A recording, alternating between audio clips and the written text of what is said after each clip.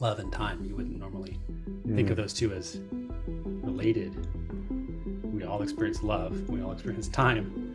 They're two big mysteries. We all have an experience of being loved by the universe itself, existing as love. We're all immersed in time. We're all immersed in love. Light in physics takes a certain amount of time. The sun is 8 light minutes away. It takes 8 minutes for the light to get here. If you measure the light en route, what could you say about it? It doesn't have perceptions. But you can ask, how would it change if I put a mirror there halfway to the sun and bounce the light in a certain way? Light experiences no time at all, or registers no time at all. It's known as a null interval. It's one interval. It cannot be reduced or cut into pieces. There's no objective definite reality. You can't even mathematically describe the universe as a whole from a single perspective. There's an objective indefinite reality. That's the quantum multiverse, where it's objective. It's all these different possible realities.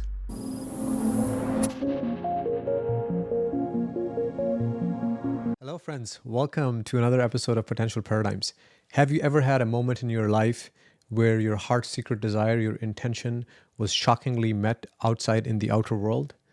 Often these are known as meaningful coincidences, where our inner reality of our intention and desire is somehow matched by the outer world. So today we're going to be exploring the topic of synchronicity in this conversation, and it is my great joy to have with me someone I now call a dear friend of mine, Skye Nelson, who is a theoretical physicist, the founder of Synchronicity Institute, and also the author of a few books, including Living in Flow and Leap to Wholeness.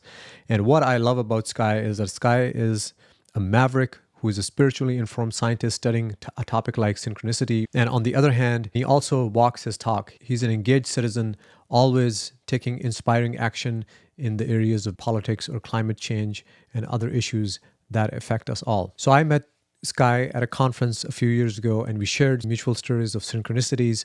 And later I studied his book, Living in Flow, which I cannot recommend highly enough. Because not only does it show through quantum physics that we might in fact be living in a responsive universe, we're always having a conversation, so we're never really alone, but also he shows a framework through which we can increase the number of meaningful and purposeful events in our life, not just for ourselves, but for the entire collective. So quite an exciting possibility. So I hope that you'll join us in this conversation. And if you like this conversation, please share it with your friends. But lastly, we at Potential Paradigms are now a team of 4 people, and this is a labor of love. So if you'd like to support us, that is highly appreciated. There is a link to a tip jar above and also in the show notes below. All right. Thank you. So Skye, welcome and thank you for being here. Thank you, Keenan. Yeah, it's been a long time coming for some time now. Oh yeah. Yeah. So I was thinking, I was reminiscing how we met, and we met at a conference. I think it probably 7-8 months ago. Yeah. Right. And through a mutual connection, a friend, Julia Mossbridge, and the conference Quantum was time machines. Quantum time machines. Yes. Cool. It was cool because it was academic researchers coming together to talk about time machines, which is totally what Julia can do. Yes. Bring people together for this, incredible, really grounded academic research on a topic that's super ethereal or science fiction. Yeah.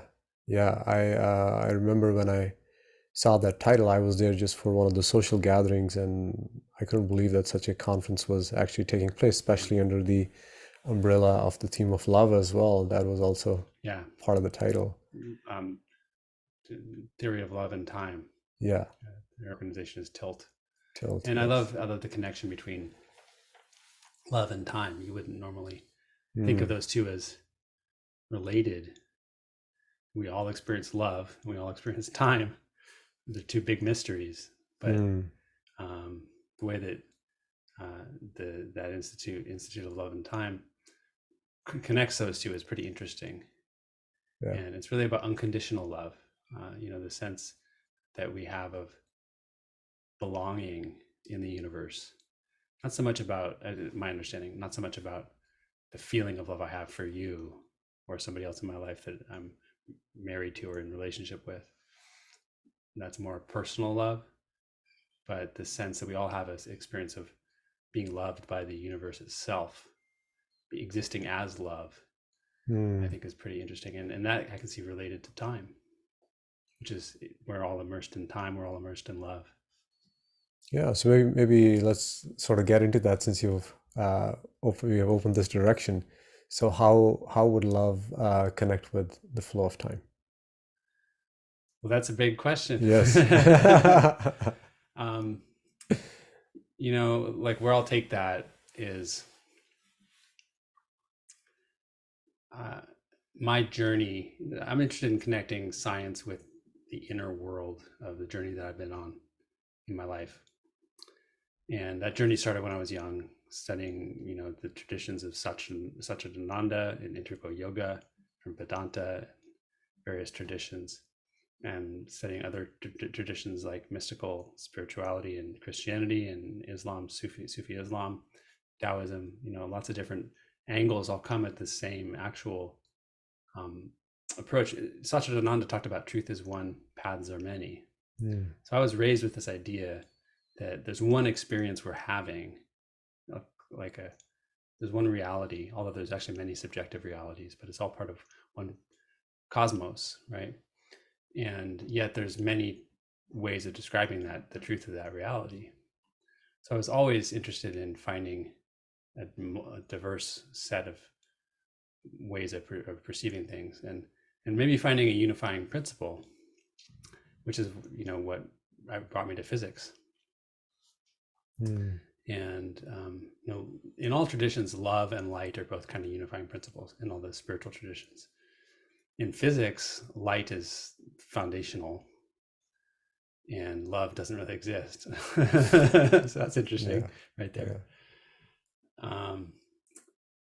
But light in physics, one of the pieces of work that I've done, participated in, is understanding time as it relates to light. And light, as it travels through space, you know, it takes a certain amount of time. According to relativity, it travels at the speed c, 300 million meters per second. And so if a galaxy's Andromeda galaxy is, you know, 2.3 or whatever, something like that, light years away, million light years away, it takes 2.3 million years for that light to get here. Or if the sun is 8 light minutes away, it takes 8 minutes for the light to get here. And this is pretty popular common knowledge. What is not often thought about is, you know, what the light would register while doing that. So if you measure the light en route, what could you say about it? You can't really talk about the perspective of the light, because light isn't a human being. It doesn't have, you know, perceptions. But you can ask, you know, how would it change if I put a mirror there halfway to the sun and bounce the light in a certain way? You know, would it be different than traveling on you know, just directly? And it's pretty clear that with that thought experiment, you find that light experiences no time at all, or registers no time at all. There's no, and this is pretty common knowledge, it's known as a null interval. For that distance of 8 light minutes is actually, for light, it's known as a null interval. There's actually no extent to that interval of space-time. So if I was traveling at less than the speed of light, I would say the interval is, you know, some number. And it's what's called an invariant. It doesn't change when you change your reference frame in relativity. But for light, if you can mathematically put yourself in the position of the light itself, there's no time registered by the light. So there's all sorts of details you have to go into to make sure you don't violate relativity in your argument. But it's a viable argument. And what it brings up is this question of, so when you talk about light traveling from 8 minutes away, or in the James Webb Space Telescope case, from 13 billion light years away, yes, in one way of looking at things, it took 13 billion years to travel here. That was actually happening all that time. You picture a light particle actually traveling through space to get here. And of course, the space is expanding because of the inflationary model and things like that. But nevertheless, you think about the light actually traveling through space the whole time. What the mathematics actually shows and the physics shows is that the world only exists when it's measured. That's related to the quantum measurement problem. And so the light doesn't actually exist as an entity that's traveling continuously through space. And the way I extend this argument is to say it's a whole interval of 8 minutes, 8 light minutes, or 13 billion light years. It's one interval. It cannot be reduced or cut into pieces. And so no longer are we thinking of time as this continual evolution of the present. We're thinking of it as one entity for every leap that light particle makes. So it's a 13 billion year leap. It's a leap that happens all at once when it's detected by us. And the whole history of that 13 billion years becomes real right then. So we just created 13 billion years of history by taking that photograph of those ancient galaxies with the James Webb Telescope. I don't know if that's the right way to look at it, but that's exactly what the math says. There's no physical reality in the absence of the actual measurement of the final state. And this notion of wholeness extends in space and time both. And so what I'm trying to do is show that holism is a viable alternate perspective to reductionism. We live in a world, a culture, even science is embedded in a culture that respects reductionism. Reductionism is very easy to see in chemistry, right? Because our bodies and everything around us is made of chemicals, atoms. You can break down the chemicals into what their atomic structure is and determine all of the chemical properties from that. So there's this way in which everything there is to know about the whole is from the parts. But in holistic systems, there's an entity as a whole that cannot be reduced or understood simply by separating the parts, individually identifying and analyzing them. You have to look at the whole system. And there's more to say about that, but it's related to what we're also learning in the world at large, that human beings operate in systems. The planet operates as a system. Cultures operate as systems. And when we disrupt those systems without respect for the way they all interoperate together, we cause problems that we don't know how to fix. Yeah. Wow. I mean, there's so much in what you just shared, and so profound. And I remember actually when I was reading your book, light was one of the, I think it's one of the second last chapters. And I was really curious to dig into it a little bit more. So it's quite profound. What you're saying is that although the light doesn't have a perspective, but I remember you talking about Einstein's thought experiment or dream, where he was sitting on a ray of light and observing the universe. And I believe the effect was that everything came to sort of a standstill. Would that be the right way to see that? Or it became timeless? Okay. It's completely blows your mind, and there's no way to visualize it, which is what his point was. Because nothing can actually travel that fast. He was making the point that if you were to travel at the speed of light as a massive object, you would run into all sorts of paradoxes. You wouldn't be able to see time evolving, because what was ahead of you, what was behind you would never get to you. What was ahead of you would already be there. Yeah. It just doesn't make any sense. There's a relationship there between time and light that he was exploiting. And from that, he was able to develop all of the mechanics of space-time. Now there's this trade-off between spatial distances and temporal intervals that changes as you move through space. Yeah. So it's a powerful thought experiment, but not one that's intended to actually demonstrate a physical thing that can happen. But there is one thing that travels at the speed of light, which is light or gravitons, or so certain particles. So if they do travel at the speed of light, which they do, then you do have to understand, there is some physics there to understand. You can't put yourself in those shoes, but you can look at what are the impacts of experiments you could run on those systems. And in the case of light, is there a fundamental difference between a holistic view of the travel versus a reductionist one where you can chop it up into steps? And there is a clear difference, because one involves an objective thing that happens without an observer, and the other involves an observer or a subjective perspective on the system. And would you say what would that objective perspective would look like? Because when I think about it, it's someone is always conducting a measurement. Did I In say objective or subjective? oh, I meant subjective. okay. What? No, I think you were what I heard you say is that there are two ways to look at it. There could be one objective Yeah. or subjective, but Right. Well, they're both there, so I was trying to make sure I was saying the right thing. yeah.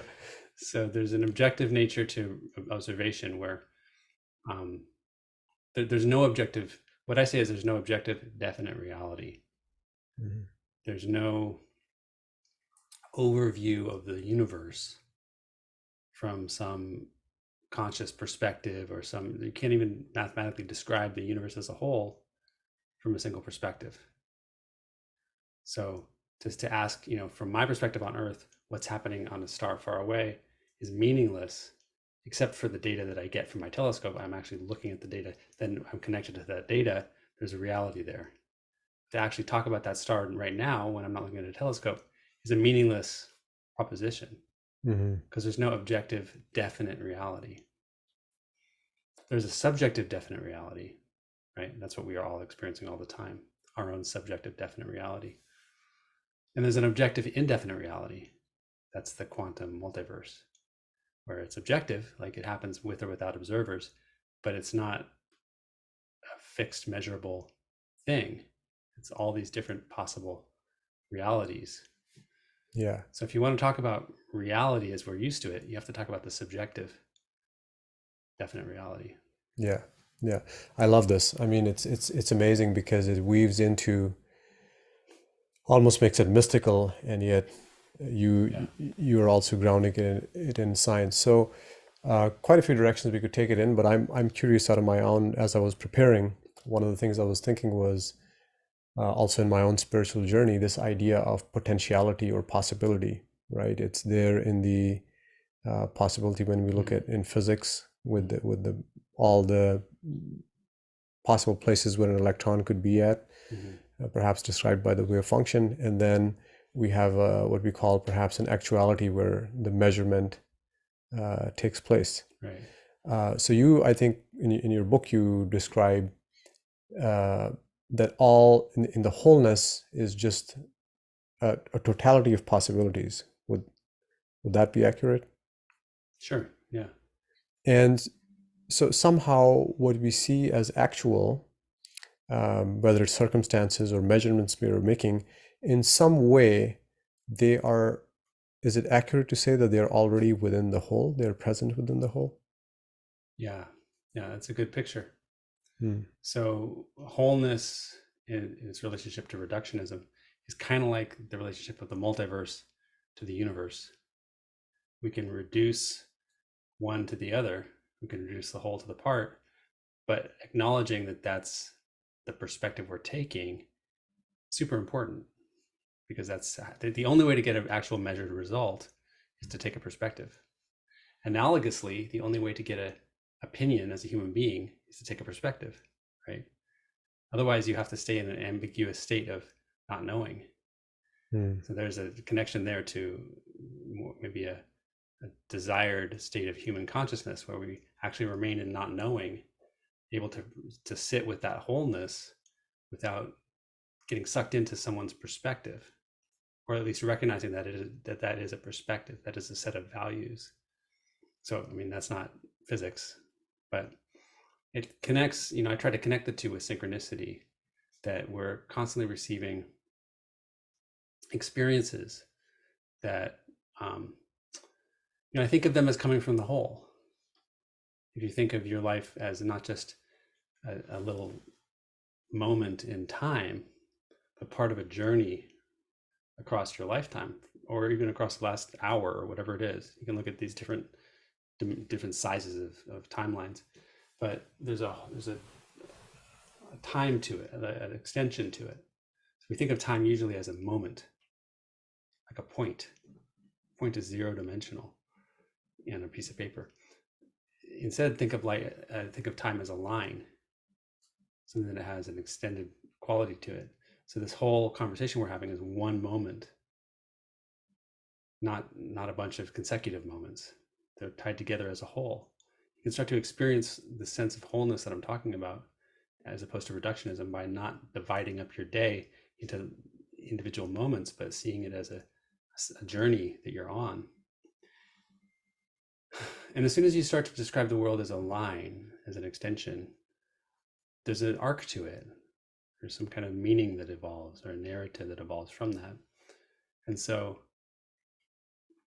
when I think of what synchronicity is, which has been sort of this flagpole for me, like guiding my interest in, I think we can describe synchronicity through science. There's a lot of other stuff that's spiritual in nature that I don't know how to describe through science, but synchronicity, I have a strong sense that we can. So that's why I focus on it. And when you think about where synchronicity comes from, like an example of synchronicity, a meaningful coincidence would be, me showing up here and realizing it's a place I've been before at the last minute, going, wait, I recognize this driveway, and all those pieces were already there in place, but they fell together months ago. Mm-hmm. And for me, they just became, the information got updated now when I realized I was coming to a familiar place. I had your address, but I didn't connect the dots, right? So synchronicity is about how the objective indefinite world exists with all those possibilities, but we are constantly being updated with the information that we receive about the world, and our model of the world gets updated gradually. We form a bigger and bigger picture of the reality that we're living in, and it includes new information that might change our plans, change our state of feeling in our body. Like I showed up here and I was like, oh, I feel comfortable immediately because I was here like 5 years ago for a party with the folks that I know who live here. So Maurizio and Zaya from Science and Non-Duality Conference. Yes. And that was a synchronicity too, meeting them. I was there at the first conference with them because I found them online, and I happened to live a town away, and very aligned, and I was a volunteer for them. So these synchronicities come from the whole.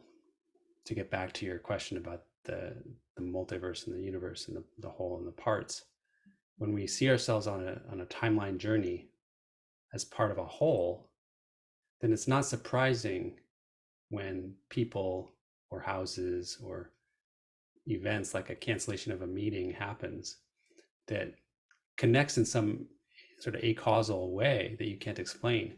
There's no physical connection. Nobody called and said, make sure to schedule this at such and such location, or make sure to cancel this appointment with Skye so that he can work on his other report, which is more important. But you realize that there's this meaningful consequence of the situation that you can capitalize on and say, oh, I'm glad we canceled that meeting, because now I realize I've got this deadline I can meet for someone else. Yeah. So synchronicities come from the weaving together of all these parts of the whole together.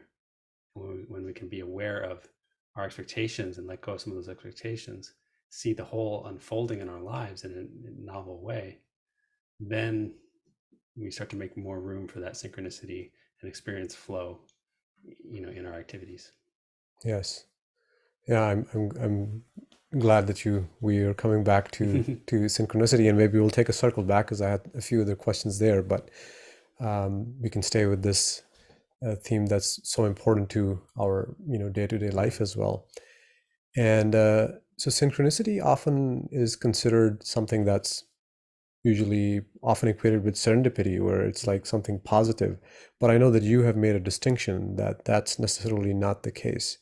What I feel that you are also hinting at, just what you were mentioning now, is that it's events, a longer arc that's guiding you towards greater meaning and growth. Yeah. And there could be some tough lessons on the way that we have to stay open with. That it's in a way we're an optimist in terms of our growth, and not necessarily this is what I want. Why am I not getting what I want? Sort of. Right. So I felt this was an important distinction, because sometimes it becomes different than the simple law of attraction that we often hear. Mm-hmm. It becomes more nuanced. Yeah, when a person talks about synchronicity as connected to human values, I don't think you can connect it to physics. So you have to find a way to talk about meaning and meaningfulness without resorting to human values of good and bad, or, you know, positive, negative. So that's what's important in my understanding of it. The reason I think it's physics, the reason I think there's science involved here, because, you know, in my training I learned about the physical universe from yoga and then also from physics. Those are two separate ways that I approached it, and I was taught it. So to me, they're one thing. And what those both were saying, well, what yoga says is that the external world is a reflection of what's going on internally. There's no human values there, right? The mirroring aspect is something that I think we can describe with physics without introducing, you know, good growth, or, you know, there's value on being decent versus rude, you know, like I value that, but I don't think you can base a lot of physics on that. But you can base a lot of physics on this notion that the events that happen externally in the world are reflecting the inner experiences of human beings. I think there's a way to define meaningfulness in physical terms that allows you to do that without any kind of human values being explicitly named. So that's really the connection. And synchronicities are not necessarily positive at all. They're neutral. And this is, you know, I talk to a lot of people who, most people I talk to in workshops and stuff don't have, like, they can't really name a single synchronicity experience, even though they've had them. They don't remember them, and they kind of are looking for really nuanced, specific things. Like I have an experience where I bumped into, I was trying to meet my friend in Greece. I wrote about this. Yes. I met them in Paris. My future wife, who I'd been friends with from high school, like all these fantastical connections with an intention to meet and an impossibility of doing so. So people look for that in their lives and like, yeah, it's cool. I love stories about that, but it doesn't happen to me. But I experience now as an individual, I experience synchronicity every single day, multiple times. Not necessarily, in fact, not big ones like that I would write home about, but I'm talking about ways in which I can see the meaningfulness of this experience as it relates to what I'm going through. That's really what I'm talking about. So I'll give you an example. And this is, I think this is helpful for people because you can start to identify and go, oh yeah, that happens to me all the time. Oh, that's synchronicity? I get it. Okay. So events that there's some meaningfulness to it that relates to what you're going through. So last night I got home from a group I was part of kind of late. My kid was in bed. My wife was getting ready for bed. And on the way home, I got a text from them saying we laughed in the car all the way home from school. And that made my heart sing. I was like super happy that people in my life were happy, and, you know, great. Nothing negative about that, right? So I get home, I go talk to my wife Dana, and she tells me about this experience, like belly laughing uncontrollably in the car. I was like, yeah, that's awesome. What were you laughing about? She's like, well, we were laughing about you. I was like, wait a minute. I'm not sure I feel so good about that anymore. So I was suddenly conflicted. Like, is this, I feel tense. I was super happy for you a minute ago. Now I feel tense, like embarrassed, and like, wait, you're laughing about me? You're laughing about the way I was eating dinner before I left the house, you know, which is totally great. I know they love me, but that moment was a synchronicity for me, because what I'm going through in the rest of my life, including the group I was with just prior, is dealing with the personal nature of my defenses, and how do I like react when, like, here's two people that love me more than anybody else in the world, and they laugh at me, and I provide some humor for them unintentionally, and that's somehow a bad thing, right? Yeah. There's no threat to me at all, and yet my nervous system is on high alert. So it was a synchronicity. It was a moment to practice noticing my responses, and then figuring out, is this the way I want to live my life? Is there something else I want to try or learn from? Yes, beautiful. Yeah, so kind of connecting it back to something you said, which was about human values versus meaning. And one of the ways that I've been thinking about meaning is where the inner, our inner experience, our subjective experience, somehow becomes connected with what's happening around us. And I know you talk about this in the book, where the universe or the place, our surrounding, that usually, at least in the materialistic paradigm, there is a separation, there is a divide. And when our inner experience connects with the outside, I feel like it restores something as a call, almost like a call and response, and it brings an aliveness back to the people in our life, and even the inanimate, what seems inanimate. And then it becomes much more interesting, because maybe because we don't feel that separate. Right. Does that land with you? Well, there's certainly a difference. Like, you can feel a sense of wholeness if you're walking down a busy street and suddenly somebody makes a call to gather everybody together to talk about something. There's a sudden awareness of the collective that wasn't there before, because now you're all actually present where you are and aware of each other and consciously relating. So that's interesting to me. I don't really know how to describe that, but that wholeness of that group consciousness wasn't there when you were just walking past each other on the sidewalk. So there's something there. I don't know too much about that, but I notice it. So the other piece, there's another piece to it. Remind me what you were saying about that. Yeah, just that even what I felt like, what is inanimate, at least in my life now, I'm becoming open. Maybe it's a more shamanistic way of looking at things, but that there's always things are responding, that there is the capacity of even what seems inanimate. So then just there is a different kind of attention, quality of attention that comes when we know that we're in a responsive universe, so to speak. Well, I think what's really useful to point to here is, I don't think that there's a force that guides synchronicity. We already know all the forces. And this is why I think we can describe it with physics without modifying physics. People try to describe some psychic phenomenon by using, like, there must be some force. I'm causing that cup to move across the room or something. And we know that that's not true, at least with every test we've ever done. There's no forces transmitting across that space. There's the nuclear force of strong and weak. That's two forces. There's electromagnetism and there's gravity. That's what there is. So the way that you can start to understand synchronicity, like how the inanimate objects in the room become part of the whole.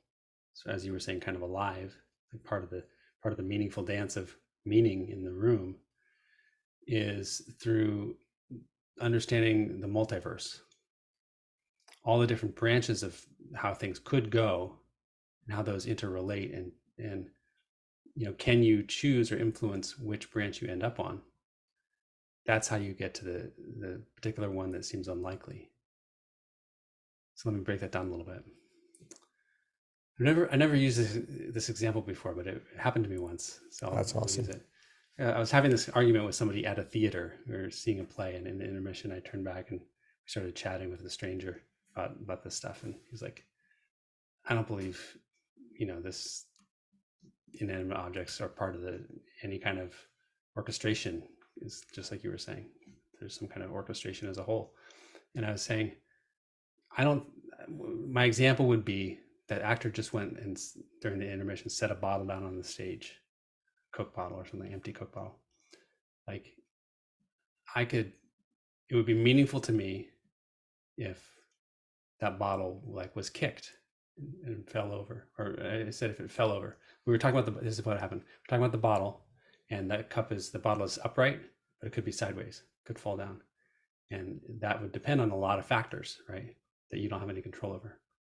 Get a gust of wind knocks it over, a dog walks by, kicks it over, a person kicks it, somebody purposely knocks it over. These are different quantum states. I'm going to call them quantum states for a moment. They're not really traditionally called that, but different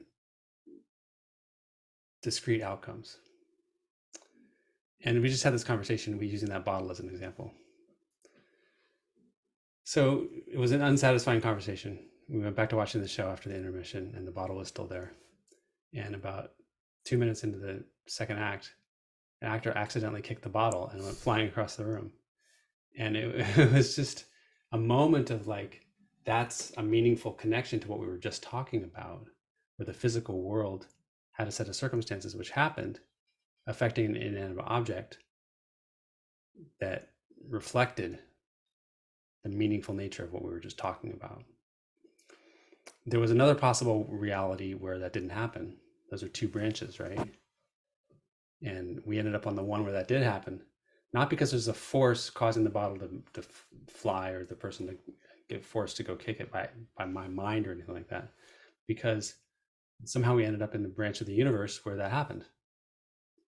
So then what I do is I say, if you look at the whole multiverse, and there's lots of branches, and if you add in, this is the extra piece that you need, which is not currently existing in physics.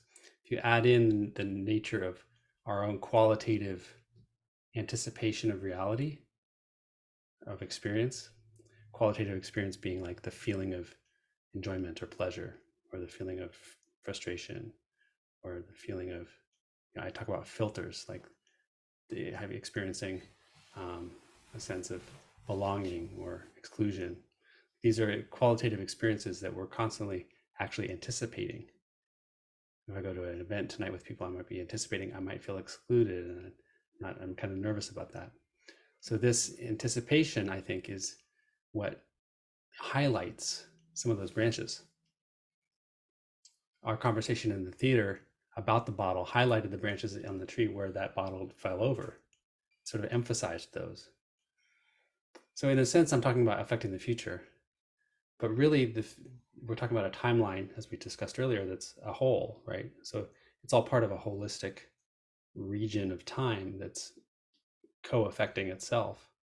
I'm not necessarily changing the future, but I am, this whole moment of time is being influenced from all of us within it. And so I'm influencing the apples, like where we place weights on those branches, and then one of them becomes heavier and more likely to happen because of that. So in short, our anticipation of certain qualitative experiences that we want to have or want to avoid is biasing this set of possibilities towards one or the other without any kind of external force involved. It's a statistics really of entropy and order and organization of the multiverse. Amazing. So to me then, would you say that this anticipation is it the awareness? Because would that be the force then? Good question. Awareness is not a force. Yeah, of course. Yeah. Just to be clear. Yeah. Yes. The force. I would get a lot of flack for that. I know. But awareness is something I think really fundamental. I think it's really important to admit, for physicists especially, to admit that in the absence of their aware perception of an experimental result, there's no experimental result to speak of. That's what our quantum theory tells us. And there are people studying quantum foundations, which in mainstream science, which address this. It's not an unknown thing. And that means, this is where I think my training in yoga and Eastern philosophy has helped. Because I really, what I'm able to do sometimes is look at these situations and not just gloss over them and say, yeah, well, that's interesting, but who cares? I really look at that and say, well, what does that mean? What does it mean to have, there's an objective world universe out there where we can look at the James Webb Telescope and see stuff across the galaxies. What does it mean? And the light travels 13 billion light years. What does it mean that light doesn't experience time or doesn't register any time? Again, I'm being careful with my words, right? To not make it seem anthropomorphic. So light is not registering time. What does that mean? And to picture the universe before humans in this state of sort of suspended animation, where things are not actually evolving gradually. I said that earlier, right? There's a holism to the motion of light. It's not gradual. So it's really impossible to picture that reality when we're so used to looking at the stars and going like they just exist. So asking these questions and not jumping to familiar answers or models, I think is really important. And awareness becomes important because it's our awareness of the reality that is the key sticking point in quantum mechanics. That's why we can't nail down quantum mechanics and say we get it, because there is an element, when you make a quantum measurement, what happens is you describe two things in the mathematics. You describe the system itself, and you describe the measurement device, the operator that you're using. But you can write the operator in lots of different ways. You write it in terms of the basis states of the system. And so then you're actually describing the operator in terms of the system, and they become one system. And then when you make a measurement, when you get a result, you're choosing one of those outcomes, one of those basis states to actually get in the measurement. You're not choosing it, it's happening. So as an aware observer, you experience only one result. What happens to the other results? Nobody really understands that. They become not part of reality. And so awareness, or at least we are aware, and we're the ones who are measuring. It's a fundamental mystery in quantum mechanics that is sort of piecemeal resolved for some folks with certain theories like decoherence theory and stuff, but it actually doesn't fundamentally resolve the underlying issues. Brilliant. Yeah, I really appreciate it. I think you highlighted a few times in this conversation that that it is just, it's not a way of pinning down a sort of like, oh, I got this now. Right. But what I'm feeling also from reading your book and, looking at your work that I became really absorbed for the past few months is that it opens the doors of possibilities and brings more meaning and purpose, which already is a huge reward from, feeling a deep sense of separation. Yeah. And also another aspect of this is that when we do feel separate, there is sort of like a victimhood where circumstances and situations in life are just victimizing you and you're sort of against them. Right. So, and on the other side, with this empowerment that you describe so beautifully in your book, there is more creativity and meaning and purpose. Yeah, I love that you brought up that sense of victimhood. I've definitely noticed in my life that what kind of filter, like I'm separate from this person or the situation. I'm in the weak position in this argument. This person doesn't like me or won't like me if I say what I think. All sorts of ways to perceive myself as separate and kind of unsafe. Like there's something that's going to go wrong if I do something that's not liked. So that's a common theme for me, and I think that can be applied to lots of different situations. And when we feel there's a way of being able to drop that filter of like, I'm separate here. I've got a separate set of needs that I have to stand up for myself, and I see myself as part of a whole. It doesn't mean that you're no longer a separate autonomous individual. Just in the same way that it doesn't mean that when we measure light coming from the sun, there's not a description of it that's accurate saying it traveled for 8 light minutes to get here gradually. Because if we put a mirror there along the way, we would always find that it appeared where we expect, right? Every experiment we could do would reinforce that model of reductionism. In the same way that every experiment you and I could do would reinforce that you and I are not the same person, right? And yet we can have experiences when we shift our perception to also understand our reality as one reality together. That would be an experience of wholeness. It doesn't exclude the reductionist view or the separate view, but it does provide us a lot more access to ways of looking at situations where we're not either being a victim or seeing the other person as an enemy, seeing the other polarized worldview as like wrong.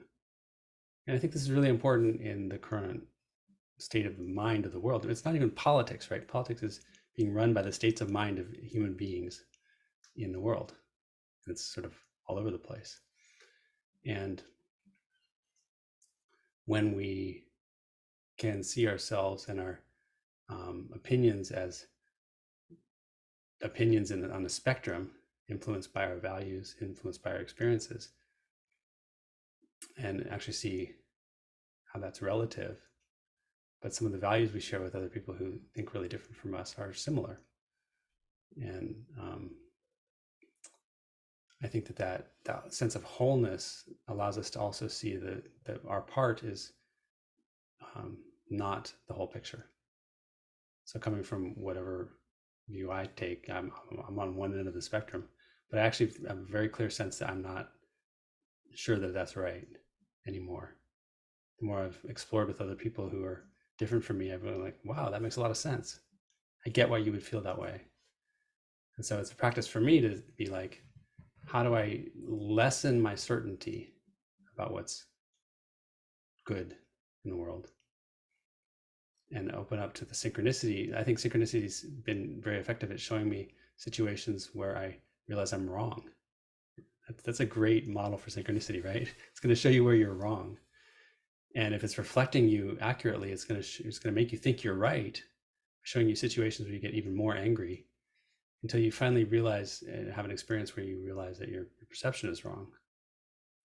And I make phone calls for political causes, and I was calling people in West Virginia last year. I got on the phone with one person. I was about to hang up. They're like, I'm stuck in traffic. They started talking to me about their views, and they were totally different views from mine. And yet I started to realize why they had those views and that they were very sensible. And I might even have them if I give it enough thought. And it really helped me shift from, yes, and I feel this other way, but this makes sense. So there's this uncertainty I had to grow into to expand my little part into a bigger whole.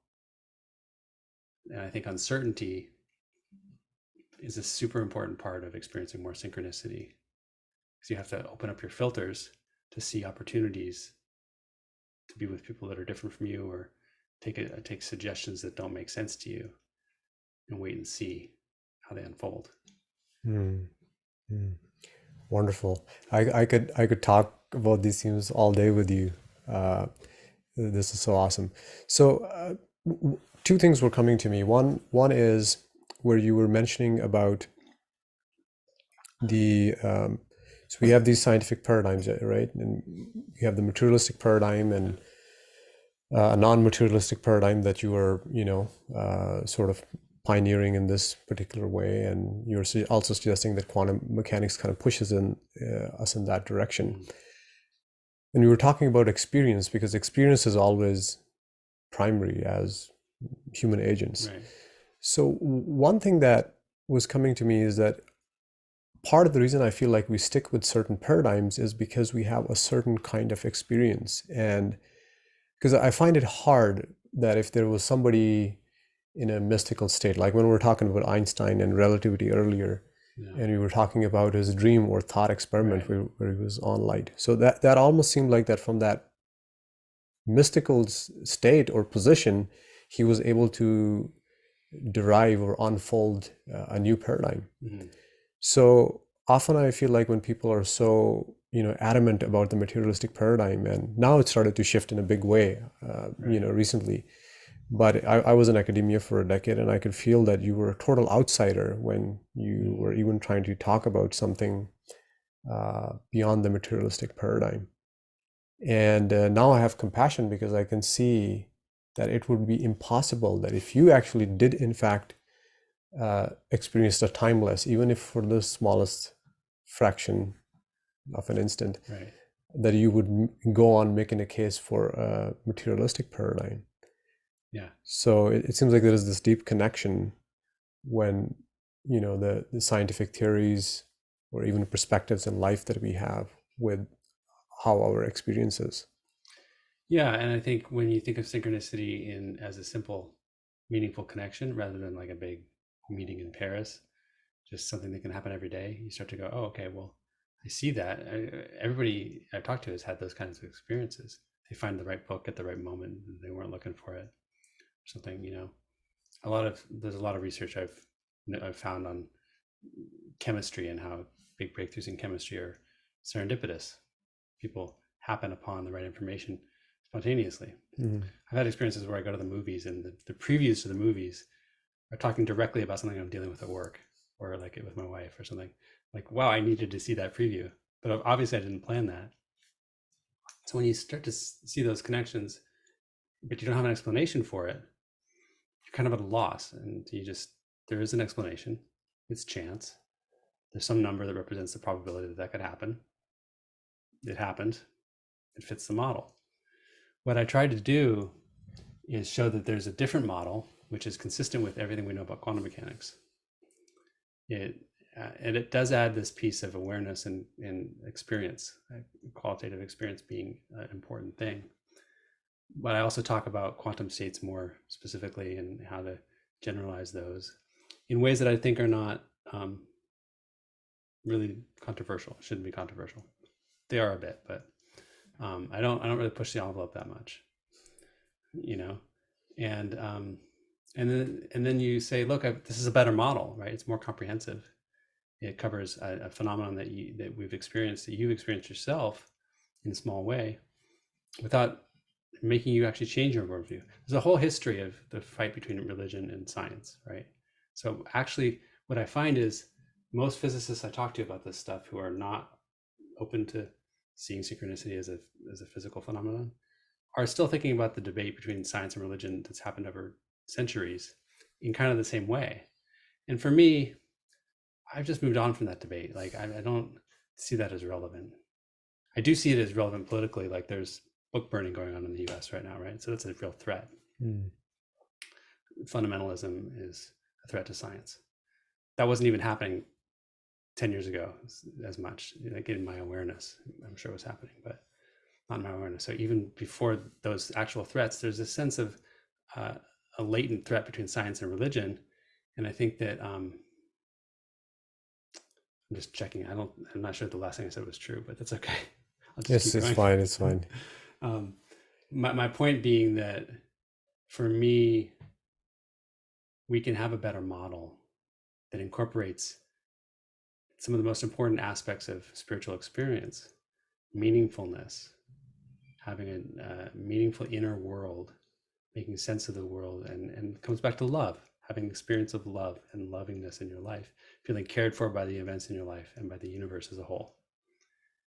You can have a model of physics which does that without threatening the underlying foundation of physics, which is testability, not taking things on faith.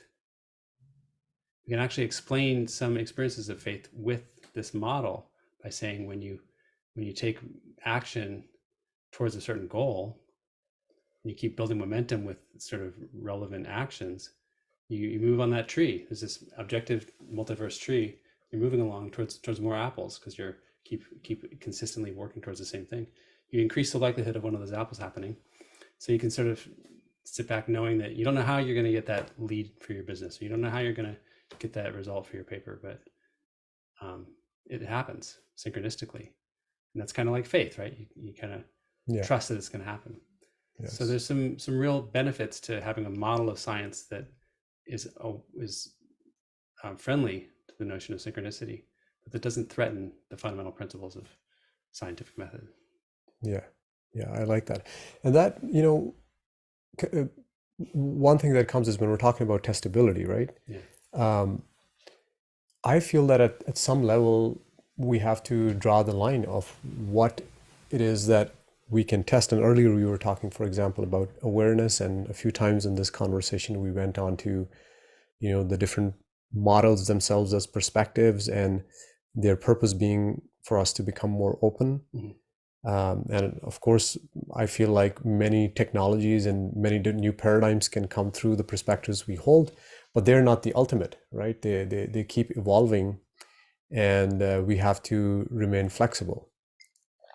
Does that land with you, that there's ultimately, it's not, I think you already expressed that, but that we're not trying to pin down the model becoming almost equivalent for reality, that the reality remains a mystery, right. but we have sort of a creative approach where we can explore models.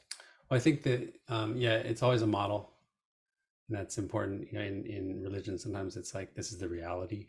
In science, it's always a model. And what's beautiful for me as a scientist is realizing that all scientists are fallible and previous models are incomplete. So there's some problems with previous models that work really well, but like time is something we still don't understand. So there's this whole field of research on basic science on time that is open to people now, even though it's been part of physics for 200 years, 400 years. So I love science for that reason. It's Yeah. it's testable, it's fallible, it has models that can be adjusted. Yeah. One of the things that I've been feeling is, especially in the spiritual arena, right? And people have different meanings about it.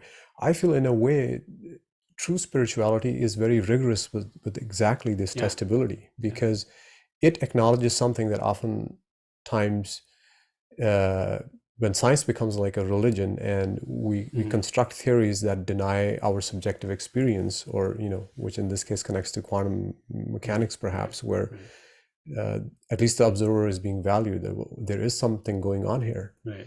And in true spirituality, when there isn't dogma, that experience becomes fundamental, that you could, these states of wholeness or unity are not something that cannot be brought into one's experience. Right. But it becomes dangerous when that becomes a belief system, and right. Only the chosen few can get to experience that. Totally. So I grew up aware that yoga was a science, also a technique, or considered a religion, but it's related to a religion. It's related to Hinduism, I think. I mean, I'm not an expert, but yoga is a science or a practice of not only body postures, but also mind techniques and meditation practices. And when you do a certain set of techniques for a certain amount of time, you get results. You get the same results every time. Everybody can attest. I feel more present. I feel more able to access my own thoughts, be able to respond coherently to people, more coherently when I meditate, when I do these practices. So there's a science to it, right? Maybe it's biology, maybe it's philosophy or psychology, but it's a science. And so I think that's important for scientists, for Western scientists, to understand. It's not just a religion versus science thing. It's actually two different methods of investigation. So to speak a little bit about the scientific verification of synchronicity, which I can speak to, a couple things. One is I've thought about experiments that could test synchronicity itself. And synchronicity is not something that happens ever the same way twice, right? So if I'm looking for a spoon and I'm completely out of spoons, and my neighbor walks up and says, "I just made this spoon in my kiln and I wanted to give it to you," like ceramics. Like, wait a minute, I just needed that and you showed up. Like, you're never going to repeat that experiment, right? So there's no way to authentically test the actual synchronicities we experience by running the same physical circumstances again and again, because synchronicity is not a physical circumstance. It's a meaningful circumstance. You're not testing the configuration of items in space. You're testing the meaningful relationships of items in space. Most physical science is testing the configurations of things in space. Like, you have a jar of hydrogen here and a jar of oxygen here, and you mix them together, you get a certain result. But this is totally different because you're looking at the meaning or the relationships between things. And that's very hard to define. So an experiment that I would postulate, even though it's not my expertise, is everyone's probably thought about the experience of looking in a book and, how did I find that article? I was totally looking for something about that, and I just happened upon this article in a magazine or a book, which is totally what I'm thinking about.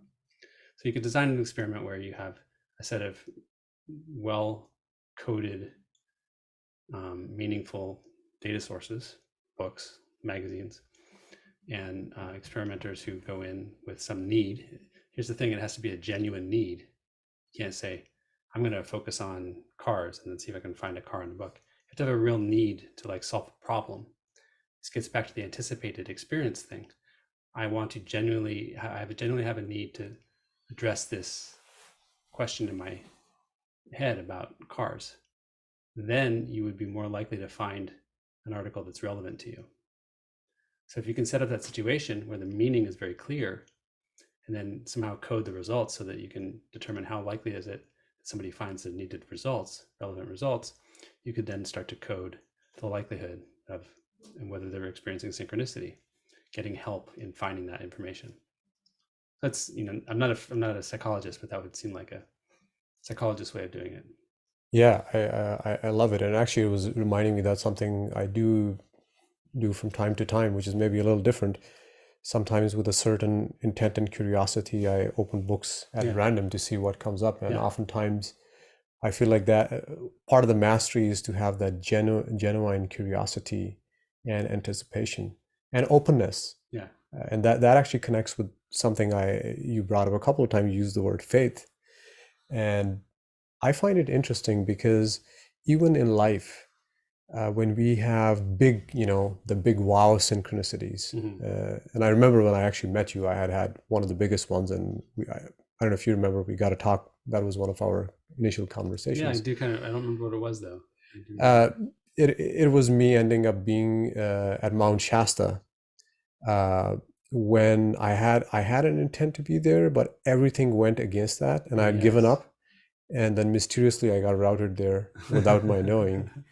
And it was just too many signs in a single day. Yeah. I was like, wow, this is just not coincidence. Even my, materialistic mind just gave up. I was like, okay, I give up. But even when that happens, I feel like each time such synchronicity happens, our faith gets up-leveled. And by faith, to kind of make it clear, I distinguish it from a belief, but a faith in a deeper reality, a faith in a deeper, as you have put, a responsive universe and non-separation. Right. Whatever that whole is, the mystery, that there is that whole there.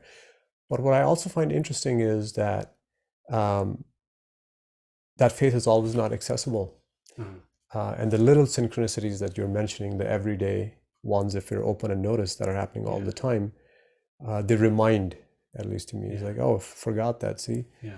And so I feel like that's where maybe I want to check with you is, do you think that with having sort of this log and, remembering that this is happening every day, is actually gradually taking us higher in that quality of faith, where we become more open and more relaxed just, over time? Yeah, I think so.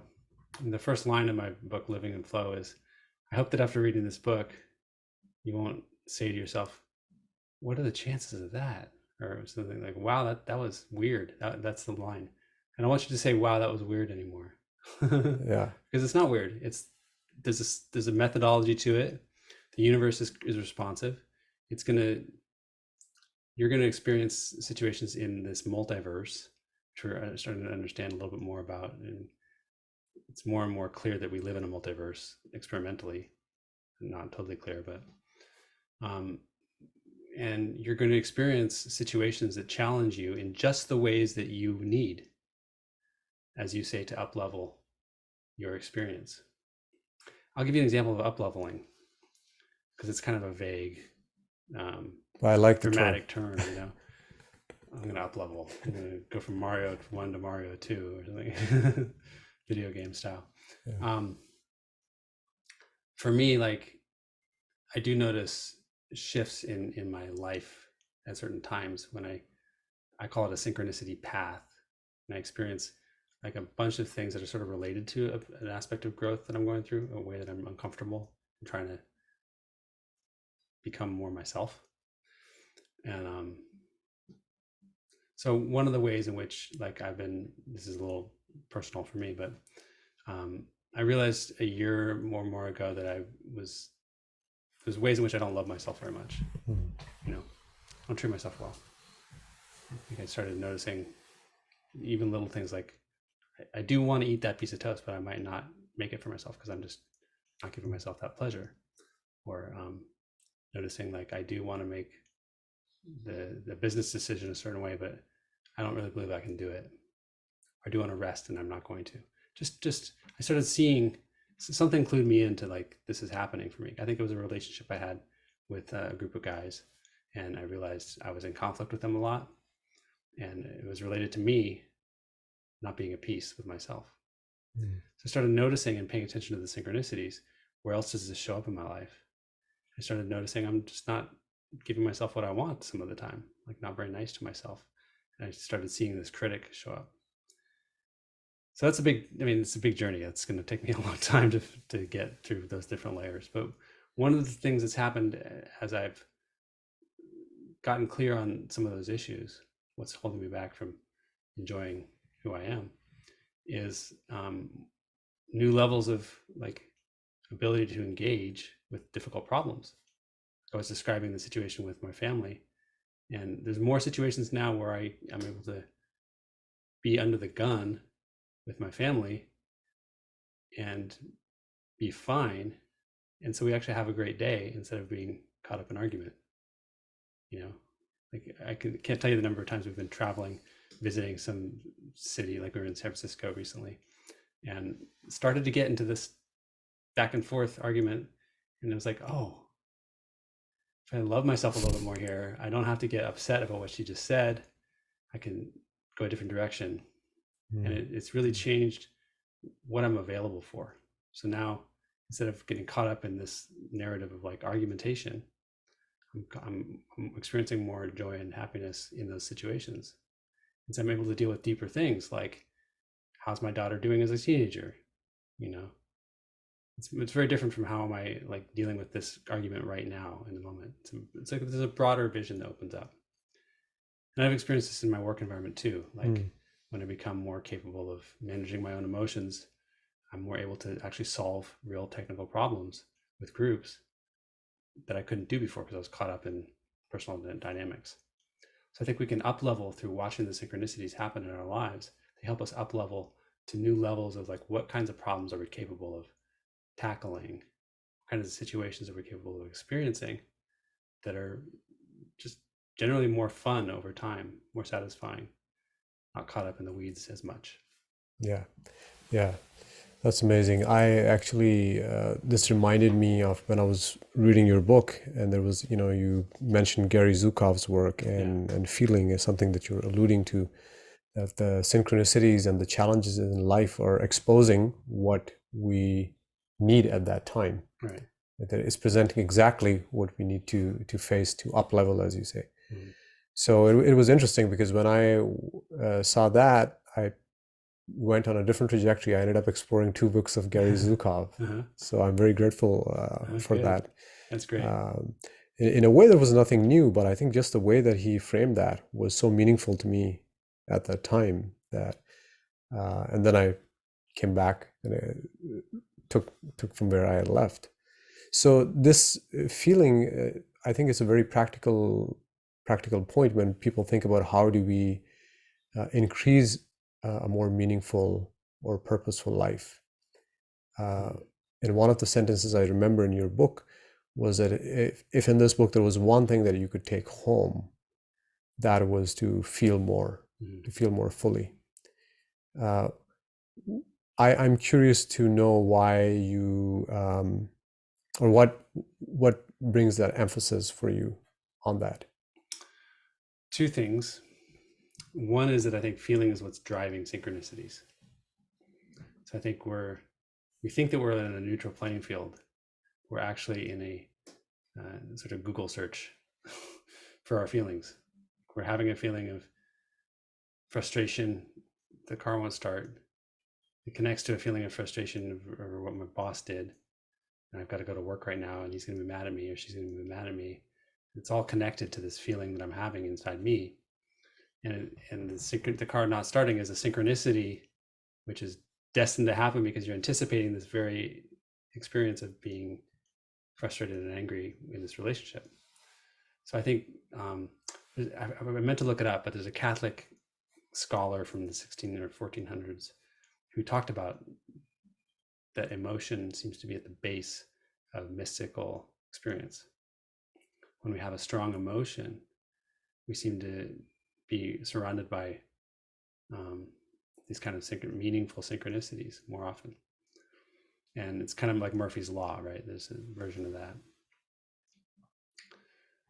So that's one reason. I think that there's, and I call it anticipated qualitative experience, sort of a different take. I'm not sure what the difference is, but that's the realm.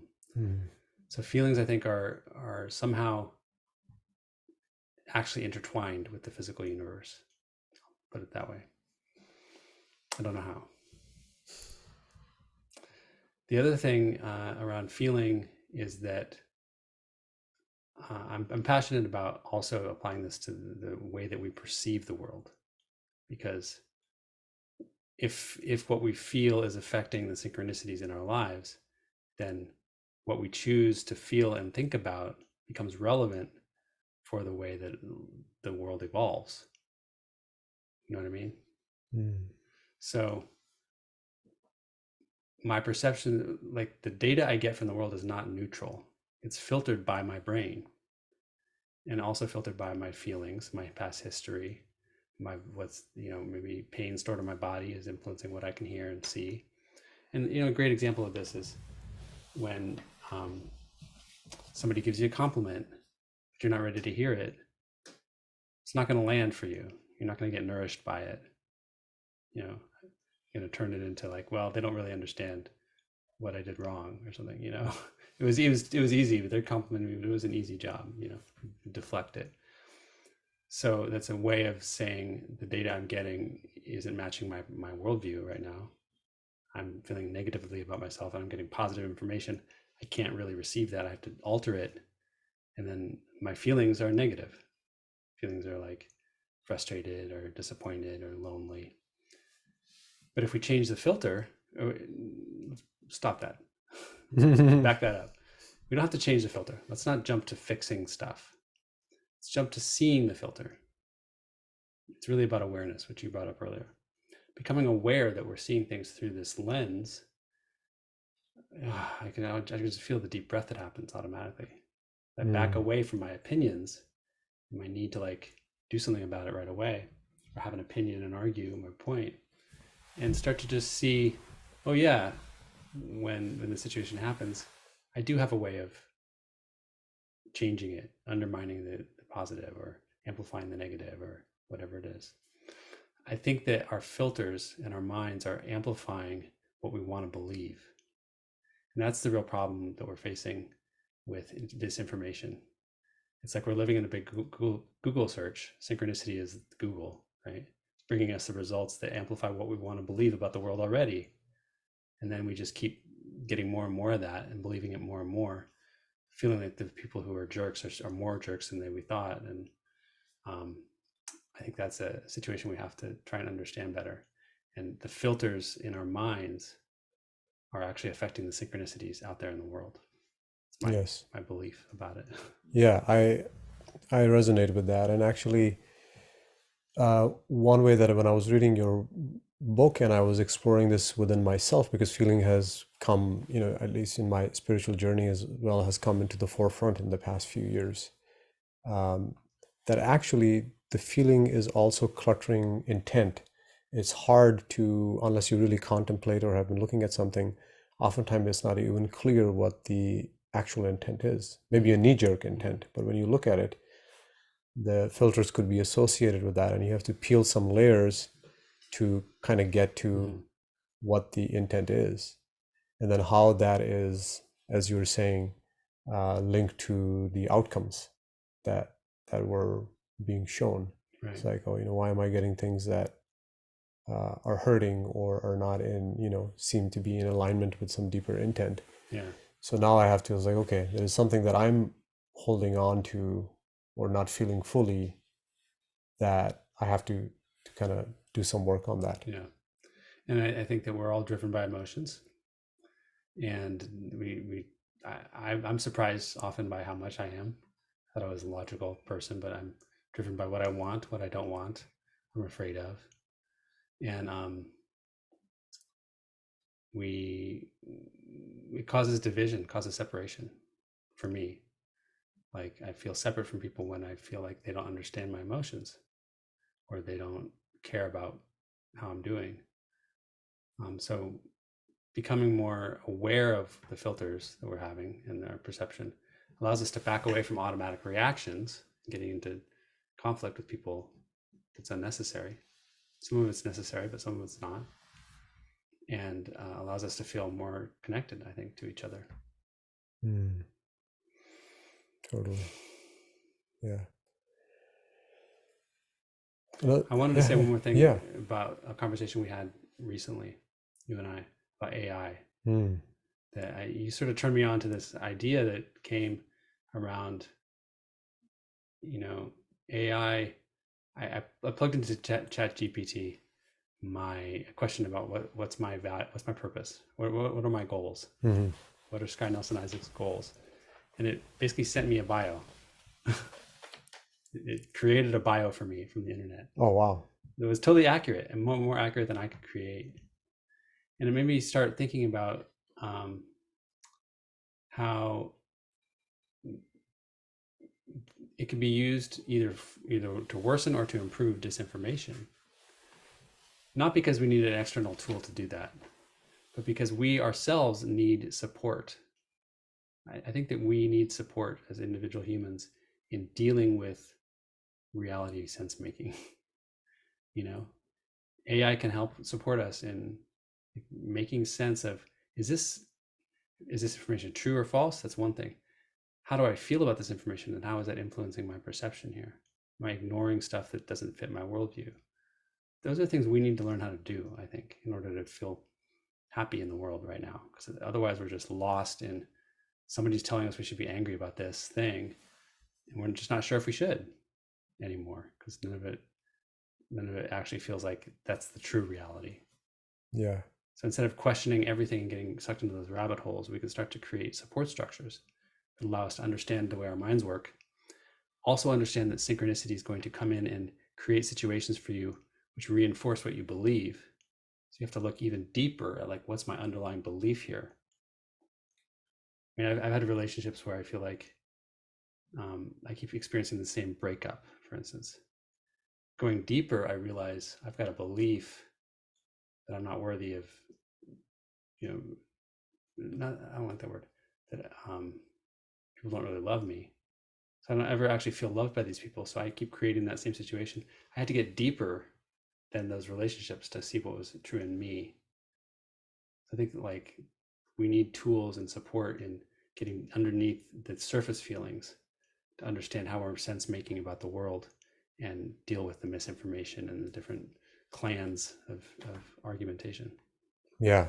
Yeah. Actually, and as I've been exploring this kind of AI thing, and I remember we talked about this, it's very interesting that at least currently, this is one of the themes that one of the things they're calling in this AI thing is prompt engineering, which is essentially the prompts that you give to the AI. And oftentimes people, when you start using these tools, you don't get what you intended. And so you have to, part of the learning is to learn how to have that dialogue, how to have that conversation. And what I'm learning is also oftentimes I am frustrated because I don't know what I want. So I want something to magically appear that would satisfy me. But when I look at it, it's like, I have no clue. So I have to take a step back then and really think this through. So it's interesting. I mean, if this arc continues, maybe it's this technology beckoning humanity to become more clear and as to what our intent is. And yeah, I mean, this seems to have. I would take that to the place of like it's interesting to me that you asked a question of the AI and had to refine your question. And when we ask questions of each other, sometimes we load it down with intent or bias that sort of puts words in the other person's mouth. And realizing that we're doing that, if we don't realize we're doing that, we're just stuck, because then their answer is like triggering for us. And we're like, why every time do I ask you, if I ask you to do the dishwasher, do you get mad at me? But there's an underlying subtext that's happening, that dynamics of emotion. And I think it's well documented that emotions go through dynamics. And just like your car has oil going through the system a certain way, we need to understand more about how we're passing around emotions back and forth. And for me, like, one of the things I'm noticing in my life is I do like to give advice. And I start to recognize what that looks like little ways that I give advice that I don't even realize it. I'm learning how to just be more present with reflecting what someone's going through without adding my opinion about what it should be, what they should do. And there's a night and day difference in how people respond to me. And my daughter is so grateful that I'm able to stop giving advice. She shows up by being more connected to me. And if I give advice, immediately she sort of pulls away a little bit, even if it's good advice, right? It's not about good or bad. It's about noticing what you're putting into the system and how that gives you a certain response. And that's how I started getting into studying synchronicity too. I noticed that when I take bold actions at an open mic concert, with my guitar, if I take the chance to get up and play a song, that's when I get people coming up to me afterwards and handing me their business card. There's a direct relationship, or spontaneously find that there's someone in the audience who lives next door to me and becomes my new best friend songwriter. Like that was an accident, but it happened because I put an input into the system. I notice what I get back. So to circle back to synchronicity, if you look at the world you're in, this room we're in right now is part of a whole, right? Look at what you're putting into the system as a whole and noticing what comes back to you from that system. Disconnected, there's no causal connection.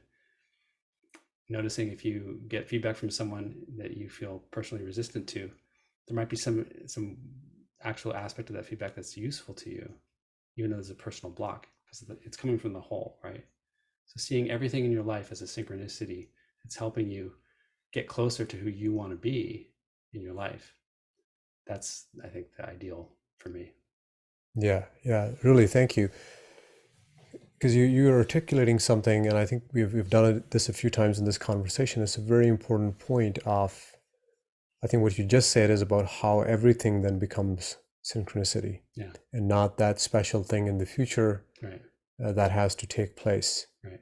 So it becomes, in a way, it becomes much more fun and alive. Mundane. Yeah, mundane in a way, but also not mundane. Because life becomes funner. Yeah. In ways, or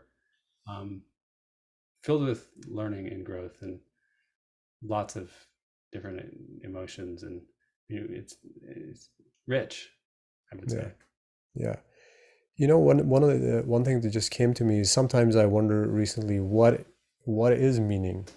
Mm-hmm. And I think we already touched on this a little bit, but what I did notice is that when that is happening, it's a lot of fun. Mm-hmm. So I started to have an okayness with that, rather than trying to really have a definition. And I have some idea of what that is, but I was like, it's actually when that is happening, you see, wow, it's so beautiful. When meaning is unfolding in your life? When meaning is unfolding, there is a tremendous sense of joy with that. Totally agree. And there's no substitute, even we have the best of models, which is nice to have. I think that really nails the point of what synchronicity is. It's the unfolding of meaning in your life, and it's self-gratifying. It's its own reward. I love being a parent, and I give a lot of examples about my daughter. And when I see new awareness in her of the world, the meaning that emerges in that moment between us, my witnessing of her growing up, is worth living for. It's like the whole day is centered around that moment. And sometimes that moment is a synchronicity. Like we found that the door was locked to the restaurant because they closed at 8:00 and we're there 10 minutes late. Just chance encounters that lead to conversations which have these nuggets of meaningfulness in them. So let me describe that with a little bit of science, how I see it scientifically. Can I do that? Yeah, please. Okay. So we talked about there's not a force that's guiding synchronicity. There's a tree of options. We call it the multiverse. And if you label those options according to how they align with a certain expectation or qualitative outcome, for instance, if there's 100 different options for how the restaurant situation goes with my daughter, and on 10 of them we have a great, meaningful, opening up conversation, those are the ones I'd highlight with apples, let's say, just as a metaphor. The other 90 are just either humdrum, nothing happens, or frustrated. We get frustrated with the situation and we get angry in a fight. So this is kind of the opposite. You can group up the options of 100 options into these different groups. And when you look at information theory, information is the measure of how much, I think it's like how much surprise you feel when you pick a result. If your information is, if there's 50% white and 50% black dominoes in a bin, and you pull one out and it's one of the colors, you essentially learn nothing. So there's no surprise. But there's one, orange domino and 50 blue, 99 blue dominoes. You pull out the orange one, you're very surprised because you learn. I'm not sure quite what you learn there, but the chances of doing that are so much lower, and there's a very high entropy to that situation. I believe there's a very low entropy to that situation. Situation where it's very evenly distributed, the 50-50 example, that's the high entropy. It's like the I believe I'm getting this right. It's entropy is it's like a soup almost. Yeah. And entropy is a confusing thing because it's not tangible. So you have to really think about it each time. But entropy and information are opposite measures, in my understanding. So when something is highly mixed and very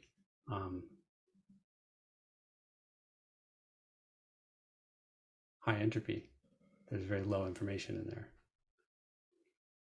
So in the case where there's one orange domino and 99 blue ones, that's a very high information rich situation. There's a lot of organization, is another way to put it.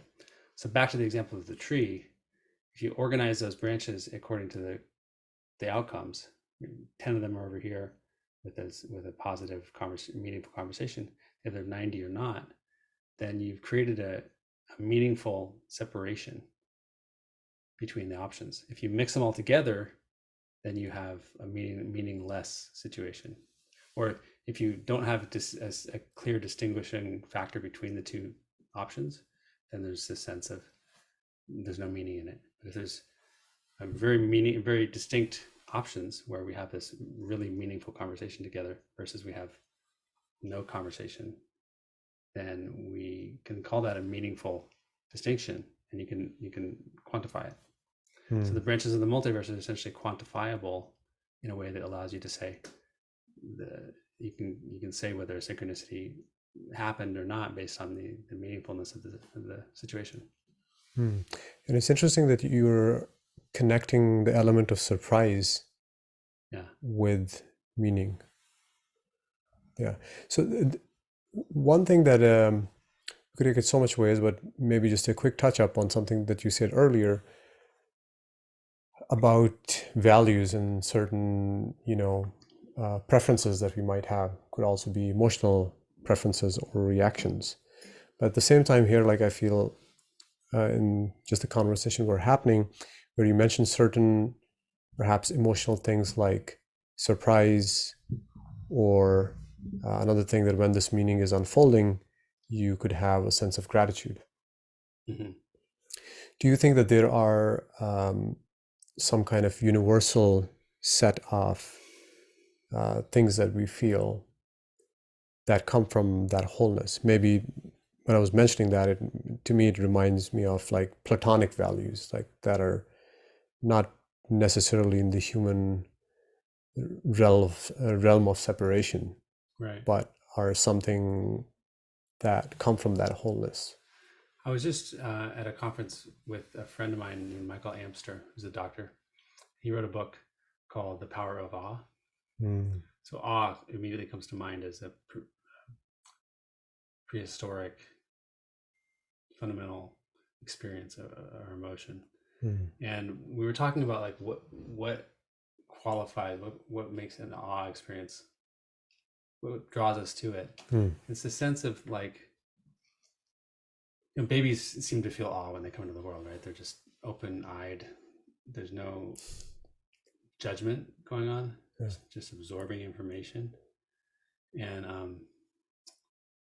what I experience with awe is a sense of uncertainty and maybe even, I was going to say unsafety, but it's kind of like a safety in uncertainty. You feel like there's something much bigger than you that you're part of, you're not in control of, but you feel okay with that. Like looking up at the stars, you realize how big the universe is. You just suddenly grasp, oh my God, how big is a light year? Oh my God. Your eyes widen a little bit. But you don't feel like threatened by that.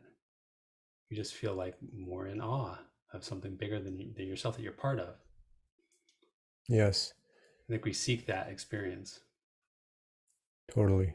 And it's interesting that we are often at times afraid of that sort of Yeah. uncertainty or abyss, the infinite, and yet we crave that. Well, we were talking about relationships. When you have a new relationship with a person, it's kind of like the awe experience, right? It's uncertain. You don't know if you're going to stay together in that relationship. You don't know what you're going to feel the next time you're together. But we seek that out. Like we want that uncertainty. So that's a good model for other things too, like taking new challenges at work or with your own passions. Hmm. Can I seek out situations which make me feel out of control but safe, like I'm part of something bigger than I know how to do, that's worth doing, has a lot of meaning for me, but that I don't necessarily know how to do yet. Mm-hmm. Yeah, totally. And I felt like when I was traveling some time ago on a nomadic trip for 6 7 months, that was part of the reason, was that awe was being generated much more with much more ease. Mm-hmm. Um, so with this uncertainty, let's touch up on it if you don't mind. So Sure. uncertainty, and earlier we were talking about the unknown and also knowledge, right? Yeah. And so um, the uncertainty, the unknown, so to speak, is also connected with this realm of potentiality that we were speaking of from the start. Mm-hmm. Is it, my question would be, just to play with it a little bit, is it really the unknown? As you know, because oftentimes when we read a book, there is a lot to know there. But when we touch upon this realm of the unknown, even though we might not feel safe, the question in my mind would be, is it just another order, a much higher order of knowledge, a different kind of knowing? So I just wanted to check with you, how does that land with you? I assume for myself that Yeah. it is kind of course, nothing to know, because there is totally no Mm-hmm. separation. Uh, but real knowledge, or real self-knowledge, but undescribable, because the moment you describe, there is some level of separation of Yeah. observer and observed. Yeah. It makes me think of, I think it was John Archibald Wheeler said, as we make discoveries in science, we increase the size of the known, but we increase even more the size of the boundaries of the unknown, like an island. Hmm. We increase the size of the island, the shore of the island gets ever bigger and bigger too.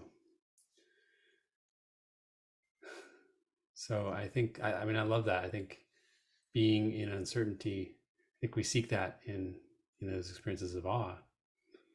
And Einstein, I guess, is reportedly asked this question of, is the universe friendly? And it brings us back to the original question of like the responsive cosmos. Is it happening because it's like friendly? Are synchronicities there to help us? I think again that it's a reflection. It's a systematic way that the universe is able to bias its evolution towards the awareness of the creatures perceiving it. I mean, I don't even know what creatures means there, so don't take that too seriously. Yeah, But yeah. I know that I have that experience as the only individual that I've ever known organism. So it makes me think that creating from uncertainty, I think, is really powerful, because that's when you allow the whole system to contribute. The synchronicities come from the unknown places. I've never had an experience of synchronicity that happened the way I thought it would happen, but I always feel like I have a sense that something will happen that'll help.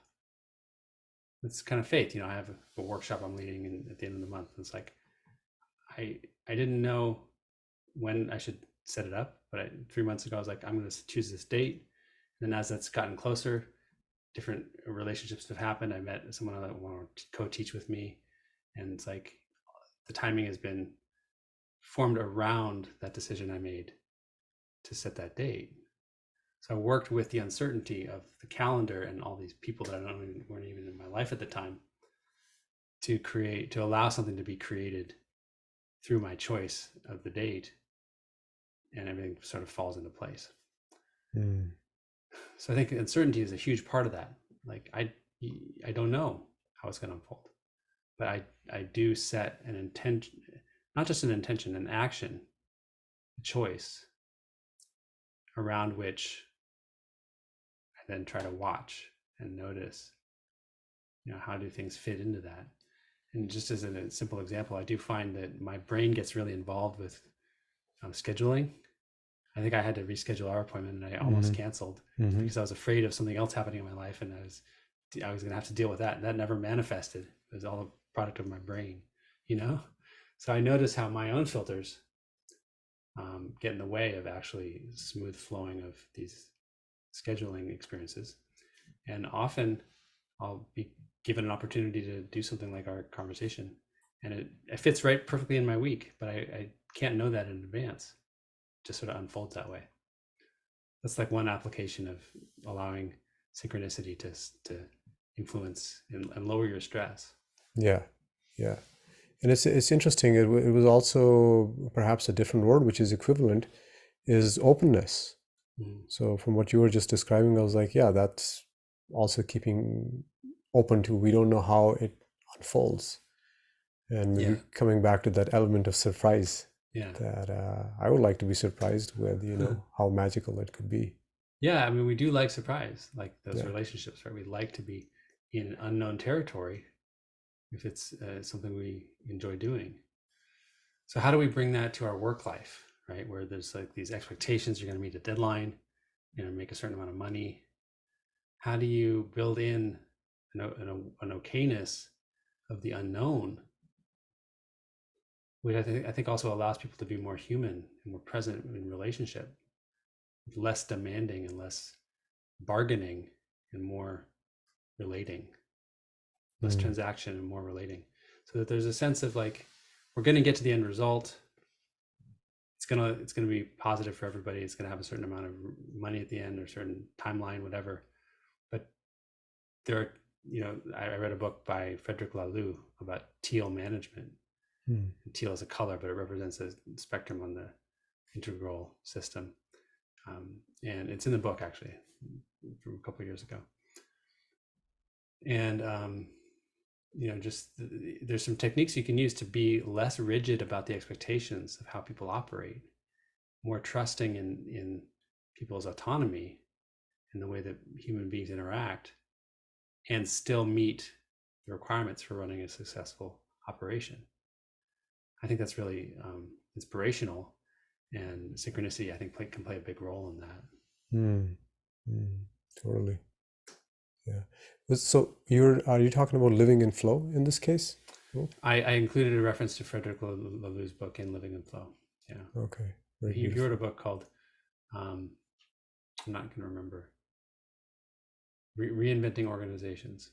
It's a miracle. My brain's working today.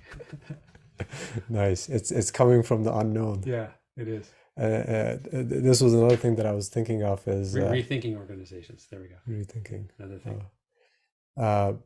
That it often seems like, maybe to reflect that back to you, that when we are having conversations and we're open, we're actually connecting back sort of with the realm of the potential of the wave, and then coming back. At least when I refer to like spiritual practices, I feel like that's where the sustenance of our life comes from. There is a yearning, every time I meditate, I feel like, I have to, it's like refueling. And in that, there is a letting go of ideas, conceptions, all the particles. Yeah. and returning as deep as I could go. And from there, the return happens here. So I feel like they're mutually, um, you know, informing each other rather than one or the other. We return at the end of our life. Right. I think, you know, one technique I can offer that's really straightforward but Yeah. helps experience more synchronicity is kind of what you're saying. Like Buddha said it a long time ago, meditate. Mm. But it's like,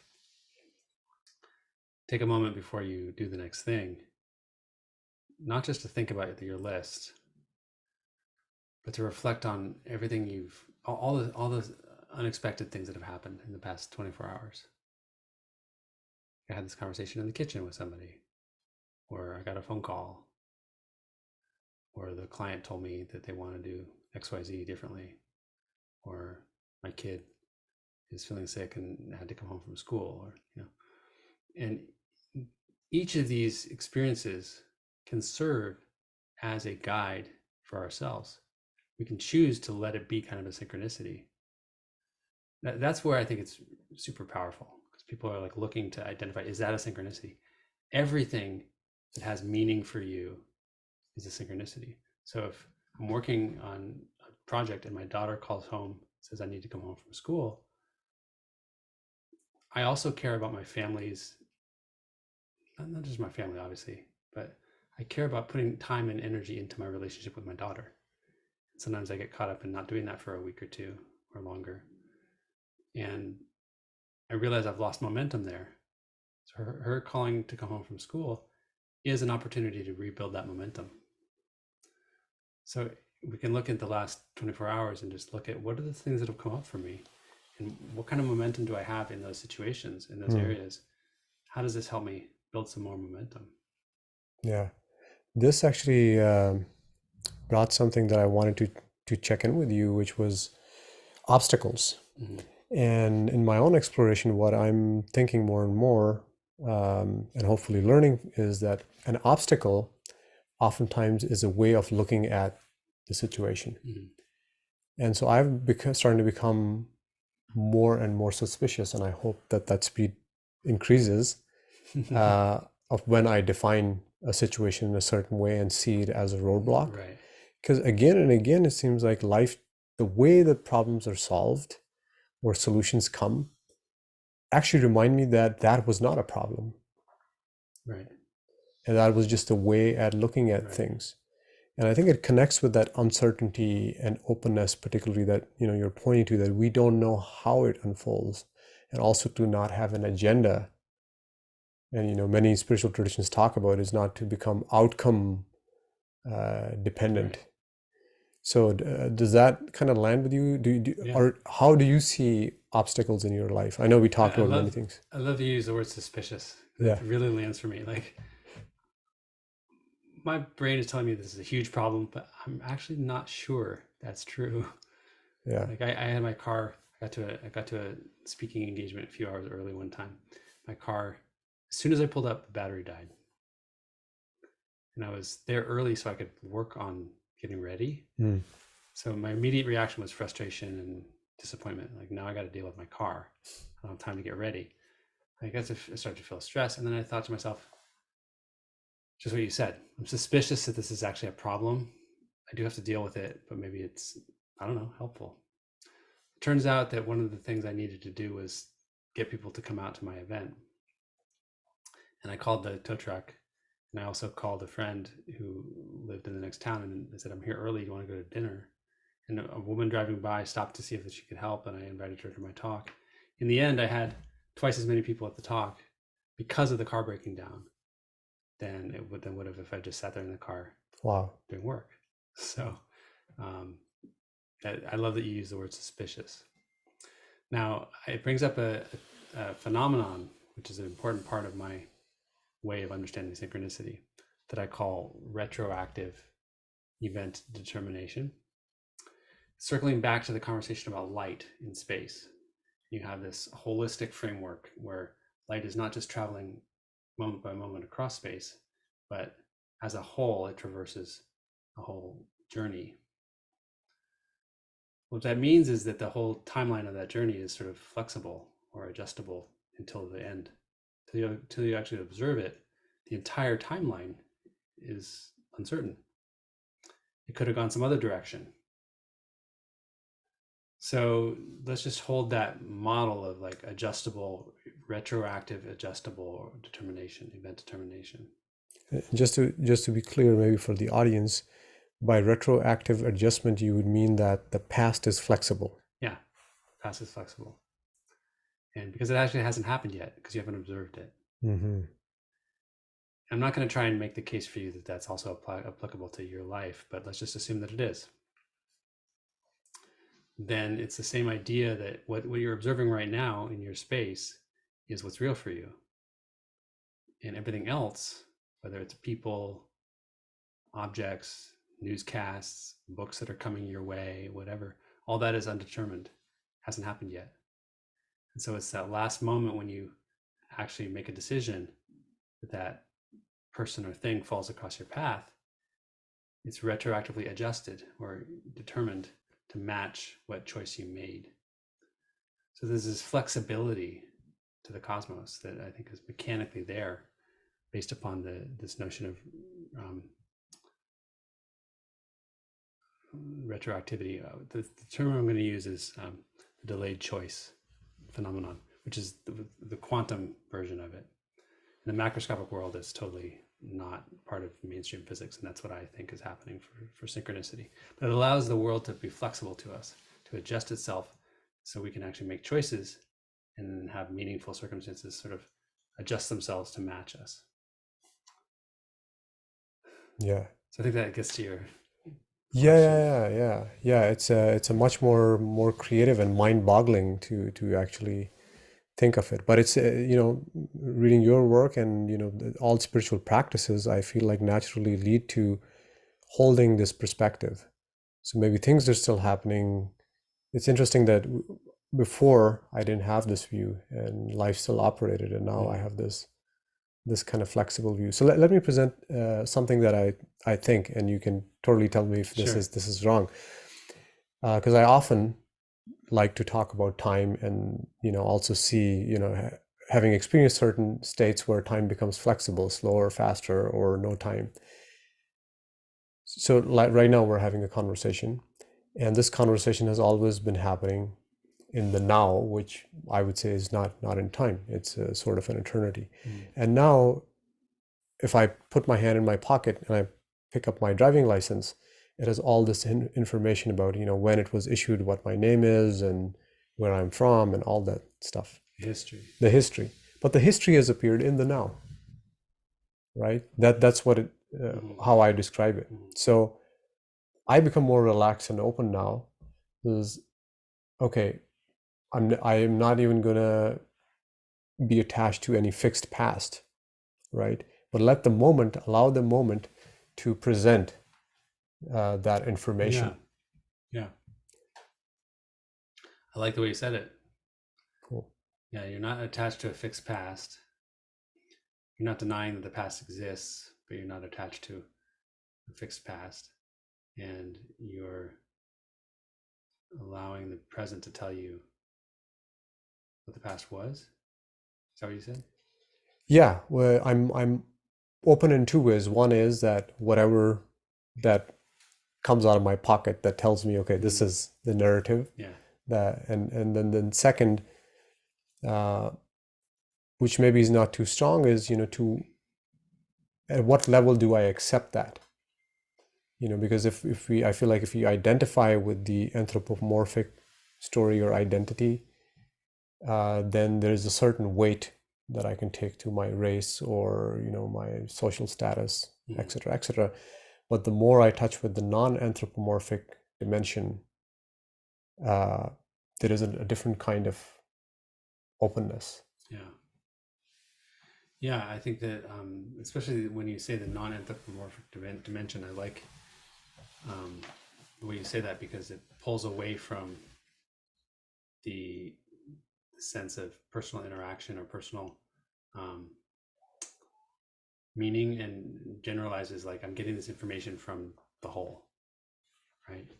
So people become actors in your life, and your phone is providing you information that you can sort of assume is relevant to you right now, versus, this isn't relevant. I got to go keep looking. The mind, has such a judgment about what it believes is going to be relevant. Yeah. And a lot of times, like with the scheduling thing that I was talking about, I just get totally overwhelmed with scheduling. It's just really hard for me. Yeah. Ask my wife; she'll tell you. And what I've been able to do is notice, generally things show up when they need to. Like, doesn't mean I don't question it or think about it, but I can pull back my analytical mind from worrying about those details that I just can't manage anyway, and make sure I put them in my calendar so that I know they're happening and I can build my life around them. But trust that, like, I'll give you an example. I did an interview this morning at my house on Zoom, and I almost canceled that one too, by the way. Yeah. And we're having some leaking in the house from water because we just had these brutal storms, as you know, Northern California. And my landlady scheduled the work for this week today, and I told the interviewer that we might have a conflict with the noise. So this morning, the team came with one of those dirt packers, really heavy, boom, boom, boom, boom, boom, that packs the earth down. And I was like, you know what? I'm just going to see what happens. I'm not going to cancel, because I've learned not to cancel just because I'm freaked out. And we had this great interview, and 30 seconds after we ended it, the noise started again. It had been going until we started. I forgot about it, and then it started again right when we were done. So just like taking a deep breath and noticing I don't necessarily need to spend my time worrying about those facts. Let the phone tell me what the history is when I need it. And I'm going to focus then on what we focus on who I'm being, what emotions I'm choosing to express to people, how authentic and honest I'm being with people, how much I'm sharing what's really going on for me versus like being afraid to do that and covering it up. These are the things that really affect my life at a much deeper level. Yeah. Synchronicity shows up around those choices, and letting go of the like, do need to worry about the sound machine that's happening outside my window. Yeah. And I feel that oftentimes there's a sense of exaggeration with those, and even if those things happen, they don't have that level of consequence that the mind immediately presents to you. And often it's at the expense of things that are actually much more important. So let's get to, this is a fabulous topic, and we'll be sharing some show notes and some of your other great videos. I know you have also done some amazing educational videos on what is a hologram and the holographic universe and how that connects with synchronicity. I really enjoyed them. I was actually surprised that they were not watched so much before, because I couldn't find anything, so nice of animations. Thanks. I appreciate it. Yeah. So I'll definitely you can find those on my YouTube channel. Yeah. And I know you're also doing a workshop that I'm participating in, and I'm super psyched. It's on April 29th. So people can still go and register? Yeah. And we're going to be repeating it periodically throughout the year. I'm teaming up with a person named Cheslin Pierre-Paul. They're an incredible linguist and diversity, equity, and inclusion researcher and coach and consultant. And we're looking at synchronicity as a tool of repair. So how do you use those moments of synchronicity, a meaningful connection or disruption in your life, to notice patterns in you that you can change in ways that you want to, and actually end up repairing those relationships. Wow. Yeah, I like this whole, the way that you frame synchronicity as almost a dimension of inner work simultaneously. That's how it's been for me. They've emerged together. Like, when people look at synchronicity as just kind of interesting, it doesn't hold interest for me. But it's because it's been so central to my learning about myself, which has been a big part of my increase in happiness in my life. As I've understood my own mental thoughts and stuff, I've become more confident with myself, but also more open. So not like just bigger, but like more authentic, more aware of like handling difficult situations in a good way, staying connected to people. These are all things that I've matured into as a result of noticing how life is kind of leading me there. Yeah, yeah. Oh, I could totally notice that as well, just in our interaction. Is there any new book? I know that you've been working on a new book. Is it coming anytime soon? Nothing to report yet. I Okay, have Living in Flow and Leap to Wholeness. perfect, Yeah. perfect. And I've read Living in Flow, and I couldn't recommend it more. Thanks. And I'm working on research. So I do actual academic research on the nature of time and quantum mechanics. I'm essentially trying to provide a foundational model for quantum mechanics that is both useful to physicists and also accommodates what we've been talking about today, Yeah. synchronicity and that possibility. And in that context, maybe just to very briefly just ask you, have you in your career now, as I consider you like a maverick of going into an area that perhaps a decade, 2 decades ago was not very welcome to study in the way that you have had with this rigor. Um, do you notice a big shift now in our current times? Has it become easier to study this for people who might be interested in studying synchronicity or these phenomena? Yeah, I think so. And I think a decade or 2 decades from now, my hope, my expectation really is that some of the work that's being done, including what I'm trying to do, will set a stage for a new field of research, which is started maybe earlier by David Bohm, the notion of holism. Wholeness in the Implicate Order was his book, and many others who have done work and collaborated on that issue. So I think, I would say my scientific research is on holism, and then I try to connect that to synchronicity, which is more of a human experience, a self-growth kind of thing. But they're connected for me, and I think that the field of holism and understanding the relationship between reductionism, which is underlying all of technology, and holism, which is another way of looking at the same phenomena, that research I think will be incredibly fruitful over the years, and hopefully is a whole new field. Yeah, sounds really exciting and something Yeah. To look forward to. Yeah. Okay, well, thank you so much for being here, Skye. Thank you for your time. Thanks, Kanan. Thank Really you. appreciate it.